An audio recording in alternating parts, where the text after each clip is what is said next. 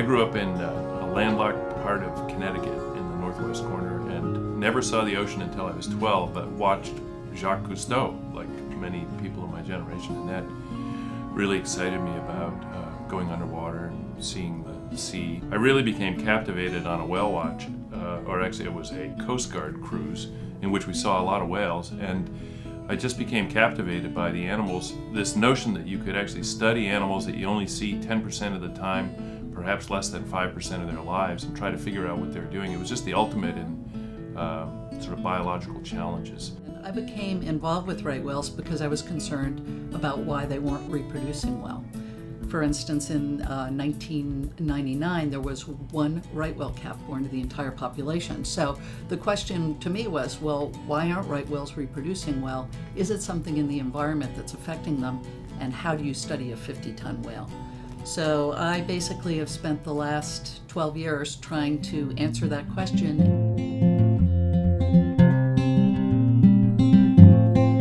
The New England Aquarium was founded in 1969. It was one of the first aquaria in the world to actually include in its structure and mission research function. But in 1980, we started studying right whales here and quickly developed a catalog of identified individuals. So we track every individual from birth to death, and we track them from Florida to Europe. We work from boats. When right whales are in certain habitats that are close to shore, we're able to go out in boats for the day or even overnight and follow the whales during the day, and we photograph them and record any behavior. We also study them from the air. For instance, in the calving grounds off the coast of Florida, aerial surveys are run by multiple organizations, and these are researchers in small aircraft flying lines back and forth along the coast, photographing right whales and reporting their locations so that incoming ships know where to avoid the whales. And a third basic method to study them is by listening for them.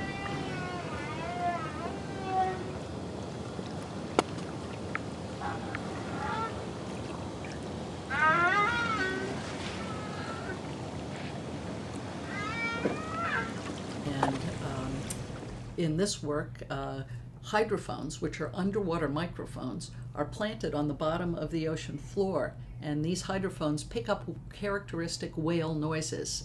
Right whales got their name because they were named by whalers 400 to 500 years ago because they were the right whales to hunt. And the reason they were the right whales to hunt was that they lived very close to coastal areas, so they were easy to access by boat. They have very thick blubber layers, so there was a lot of oil that could be extracted by boiling down that blubber. Whalers decimated right whales around the world because they were so valuable, brought populations down to very low levels. This North Atlantic population, there might have been a dozen or 24 whales by the time the whalers were done. Today, we're still killing right whales, only we're doing it unintentionally through the products of our use of the oceans for fishing, for shipping, and whales are a victim of modernization of the ocean, and that's why we refer to right whales today as the urban whale. The North Atlantic right whale grows to about 55 feet in length. They're all black.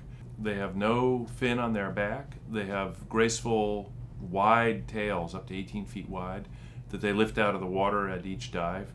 And they have these white or light-colored patches of thickened skin on their heads that are called callosities, which form distinctive patterns that allow us to tell individuals apart, just like a human's face allows us to tell individual people apart. At this time, there are an estimated there's about 475 right whales left in the North Atlantic.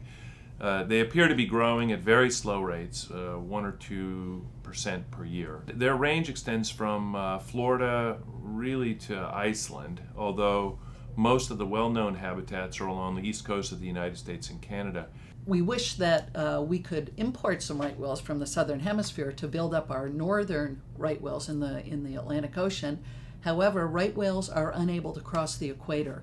These southern hemisphere and northern hemisphere populations are completely isolated by the warm temperatures of the equator. Right whales have thick blubber, and they have a problem with overheating. They're unable to cross through warm tropical waters. So basically, the northern hemisphere right whales are on their own to recover. Right whales are called mysticetes, and they feed by straining their food from the water. And what they use to strain their food are plates of baleen. This is one plate of baleen, and you can see the inside, and this would be near the whale's tongue, has this very fine fringe. And this is used to actually filter out very small little plankton, pieces of plankton, copepods from the water. So right whales in the spring months feed on the surface of the water. They actually open their mouths and you can see the baleen plates, and they push along the surface and skim the plankton off the surface of the water. When right whales are up north in the Bay of Fundy in August and September, these copepods are way down in the water column. In fact, they're right above the bottom at about 300 feet. So right whales dive. They go to the bottom, open their mouths, they're feeding right above the bottom, and in fact sometimes they come up with mud on their heads. They're so close to the bottom. They skim the copepods and they come back up, and they dive for 11 or 12 minutes at a time. Surface active groups are a characteristic of right whale behavior that are really amazing, which is the first encounters with them, we mostly encountered single females with multiple males engaged in what looked like courtship activity. And sometimes there would be a single female and as many as 25 or 35 animals, all of which, almost all of the rest were males. And it looks like the female continues to call in males over long periods of time to keep the competition fierce around her, and males are always pushing each other around and displacing one another, trying to get close to the female. And these can last for hours. In fact, I think we've seen them last over 6 hours at a time. And when the female's done, she just dives and stops calling, and that's the end of it. There is a characteristic behavior, we call it gunshotting.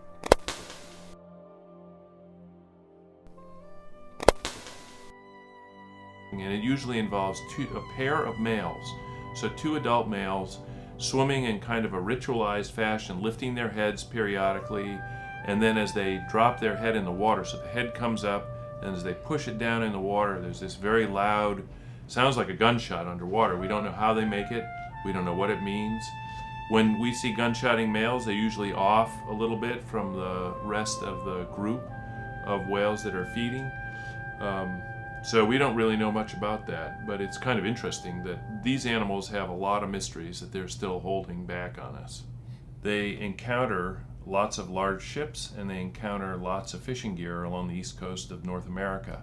We used to lose a couple of whales a year, a couple of right whales a year to collisions with ships. They apparently don't hear them and don't get out of the way or don't recognize them as a threat, and actually can get killed by collisions. In addition to being killed directly by collisions with vessels and by getting entangled in fishing gear and drowning, the other major threat is less defined, and that is a decreased rate of reproduction. In some years, right whales have had as few as one calf or a couple of calves, and in other years they've had 30 calves or more. For a population of about 500 whales, we would expect around 40 calves per year. So overall, their reproductive rate has been low, much lower than right whales in the southern hemisphere, and in some years it's plummeted. In fact, just last year we've only had 7 calves born to the entire population. So something clearly is affecting reproduction in right whales, and we don't know what that is, but there are many possible factors in the ocean. That's a big mystery that we are still trying to sort through.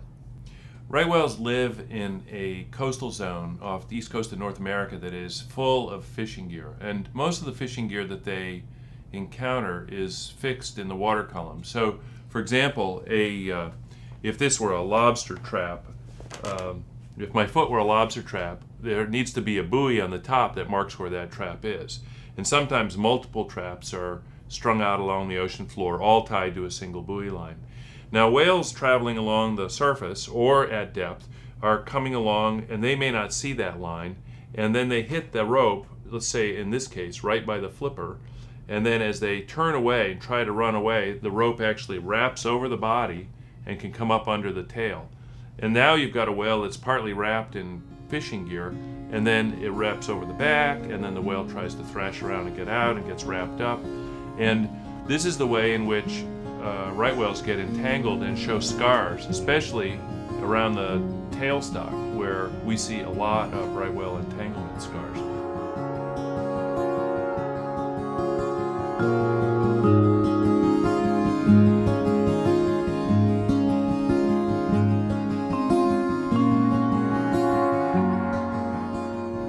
The solution to the entanglement problem ultimately is probably to remove as much rope from the water as possible, so that whales don't have the chances to encounter it. But other solutions may exist, including changing the colors of rope so that they're more highly visible, or changing rope so that it's not quite as strong and breaks when whales encounter it. All of these things are being considered, and the fishermen are actively engaged in a lot of research to try to solve this problem.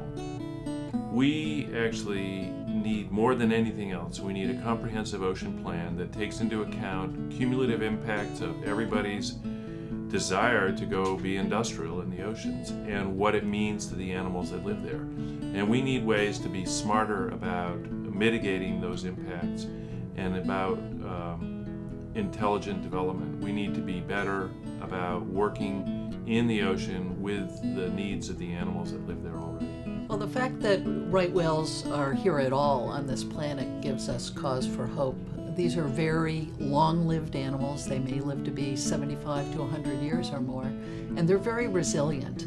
We almost killed them off in the last century with whaling, and now we're unintentionally killing them as a byproduct of our civilization. But the strides and successes that we've had over the last several decades have really been effective, and right whales the population is growing. Fewer right whales, we believe, are getting killed by ships. There's a lot of cause for hope. We do have a lot of new challenges with oil and gas exploration, wind development off our shores, and so forth. So there's much more work to be done, and we need new ideas and new solutions. But overall, we remain optimistic about the future of right whales and for generations to come.